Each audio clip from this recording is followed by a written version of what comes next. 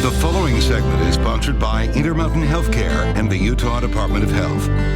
After the common cold, ear infections are the most commonly diagnosed illness for American kids. Christina Flores explains what parents need to know when it comes to symptoms and treatment. Typically, they do start with cold, a viral type cold.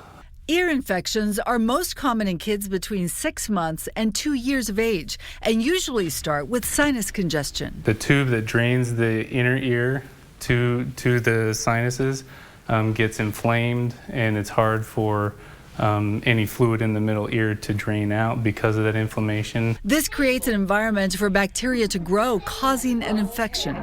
Some factors can increase a child's risk of developing an ear infection. These include things like living in a high pollution area, not being up to date on vaccinations, exposure to secondhand smoke, or not being breastfed. Breastfed babies have less frequency of ear infections. If a child has an ear infection, you'll know because they'll either tell you their ear hurts, or if it's a younger child, their behavior will change. It's fevered, crying, fussing, pulling at the ear, not feeding well. If you're seeing those symptoms, then you want to get it evaluated and checked out. Antibiotics are typically what's recommended to treat ear infections. The recommendation is to start with amoxicillin. If a child has recurring infections, such as 3 within 6 months or 4 within a year, then they should see an ear, nose, and throat specialist. At that point, they'll do an examination and determine if there's anything further that needs to be done. Christina Flores, 2 News.